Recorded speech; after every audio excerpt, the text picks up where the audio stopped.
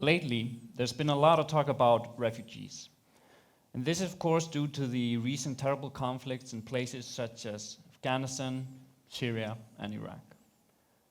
And the discussion about refugees tends to focus on who should be helped and who should provide that help. But what's also important, and what we want you to think about today, is what happens next?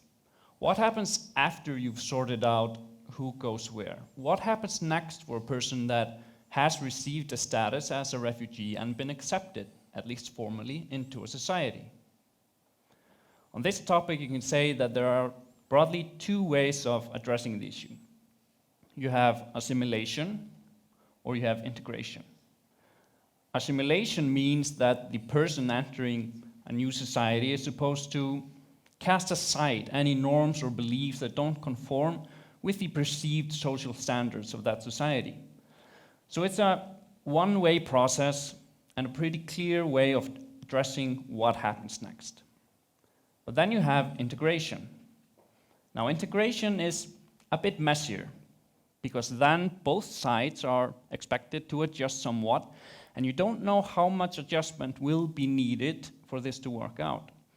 The newcomer has an obligation to observe the norms of the society he or she is entering and respect them, and at the same time, society has an obligation to welcome the newcomer on equal grounds and embrace that person's possibly foreign culture.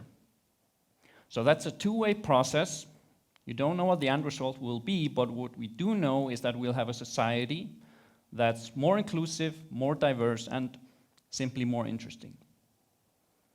We are firm believers in integration. And that's why today we want to share with you an idea that helps with integration, that helps addressing what happens next. But first, Mohammed is going to tell you his story. The war was being always a big part from my life. I was born in Iraq, 1985, the Middle Iran-Iraq War, which lasted for 8 years. I started my kindergarten with the American-Iraq War. I also live under economic embargo imposed on Iraq. That means everything was expensive. In addition, I lived under a dictatorial regime. That means a little aid reached to us from out Iraq. I started my secondary school around the time of fall of Baghdad and American invasion.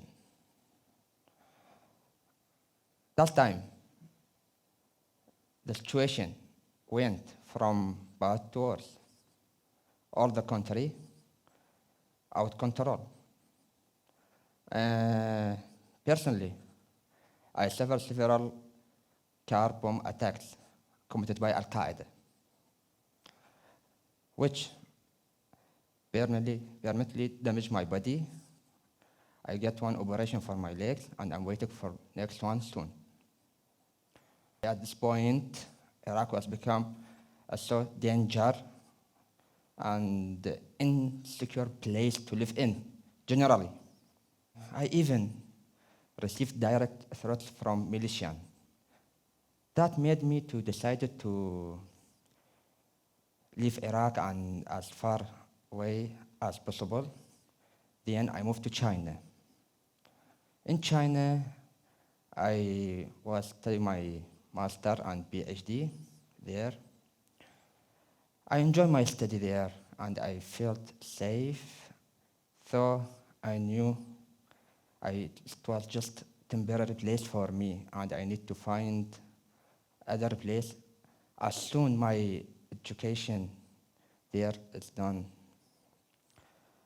Finally, I couldn't extend my visa, so I started to look to a new place to live in. At the same time, I was worried about my family. I moved to Iceland. Why Iceland? Iceland is so far from Iraq, and it's peaceful. In Iceland, I applied for asylum. I got international protection. Once I started my life here in Iceland, I focused on three things. Find job or continue my study, because in China I didn't finish my PhD. Get treatment to my legs, get medical treatment for my legs, and put my life in Iceland and integrate to society. I knew what I want to do, but I don't know how to do that. Then, when the Red Cross and Sveinbjörn come in. So Mohammed and I, we met through this program organized by the Red Cross here in Iceland called the Refugee Guide Program. The program connects two people, a local volunteer, so the guide, and a refugee that has just received international protection. The aim of the program is then for the guide to help the refugee acquire the means and the confidence to navigate this new society on his or her own. Now that's important. It's supposed to be an empowering and enabling program rather than just one-way assistance. When it comes to selecting the people that form a pair in the program, the administrators do their very best to select them in such a way that they will be a good fit. They do this based on simple criteria such as age, sex, education, so on, but they also conduct interviews. And through these interviews, they try to understand the refugees' needs, but also aspirations for this new life. And through the interviews with the potential guides, they try to understand what they have to offer in terms of experience and qualities that can be of use for some of the refugees. After being paired, the two sit down and develop goals that they want to reach in 1 year, which is the lifespan of the project for each pair. And these goals can be quite different because, of course, the situation of each refugee is unique, and also because the value that the guide brings to the table can differ very much from the next guide. So, at the start, they have these goals.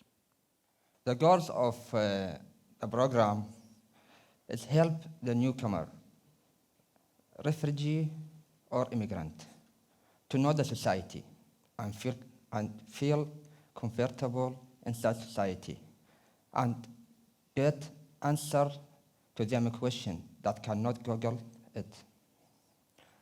Also, there is important thing related like official problem, like something related to the education system, social system, financial system, and so on. So they will need to know to which institution to turn to. There's also specific thing like find job, practice the language where they live, and even renting a house. And so for 1 year, they work towards these goals, typically meeting once a week for an hour, hour and a half. And of course, these goals aren't set in stone. As time goes by and as the refugee settles in and the relationship between the two develops, they can be changed or amended. So the program needs this flexibility and has it. And then there's the social aspect of the project. I mean, it connects two people that probably wouldn't have met otherwise, which is a beautiful thing. And for someone that has just arrived in a new society, having someone to talk to regularly about what's going on in your life, perhaps blow off some steam, can be the key difference between that someone becoming isolated and miserable or being happy and content with this new life. At the end, it's supposed to be an enriching experience for the people involved, and it definitely lays the foundation of a successful two-way integration. I have a lot of experience work. In Iraq, I was teacher in university, technician in China. Also, I was teacher in high school, translator, and organizer for business trip. I speak more than one language, Arabic, English, Chinese, and Persian. My master's degree and completed courses in China for PhD, because I have master in telecommunication engineering.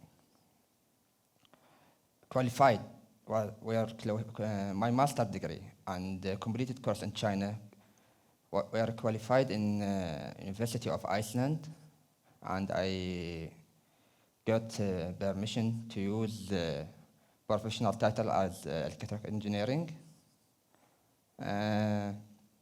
With all this experience and education, after a long time, I couldn't get job or build my life in Iceland, or even get interviewed in the university to finish my PhD. I was lost here. I enrolled in a refugee guide program for Red Cross with Sveinbjörn. In that time, I started to use my education and experience in a practical way to build my life in Iceland in the right way. I got an interview in the University of Iceland to continue my PhD, but I couldn't do that because I couldn't get the student loan. That time the refugee cannot get student loan, but now it's changed, and the discussion in this area is still open. I found job. I work as a technician in data center. I'm volunteer with Red Cross in asylum project with different social program support for family, kids, women, teenagers, and single. I'm waiting now for operation soon for my legs to fix it. And after 1 year, the program is done. The relation now between us is not refugee and the refugee guide. We are now the close friend. And we meet every time, exchange the information. I can't say now the refugee guide program changed my life. I'd make it easy here in Iceland. And for me, as the guide in the program, it's been a wonderful experience, definitely. It connected me with this terrific guy from a very different part of the world and got a glimpse into a life so very different from my life here in Iceland. It also allowed me to see my society through the eyes of a refugee, which of course very different from the perspective that I am used to. And that showed me failings, shortcomings in our systems that make life so much more difficult than it needs to be for the very people that depend on the system working properly. And seeing the effect of those shortcomings on a person right there in front of you also makes you feel more personally responsible about doing your very best to try and fix them. But honestly, the best thing about the whole thing is that I met Mohammed. I got to know Mohammed really well, and we became close, like he said. I mean, he has faced so many challenges in his life, never lets it get the best of him. And I know we've been describing the program as if he's the only one gaining from it, but truth be told, I've learned so much from him. And whatever problems that he has going on, he's always trying to help those around him at the same time, always seems to have a smile on his face. So yeah, I'm lucky that I get to call him a friend. Thank you so much.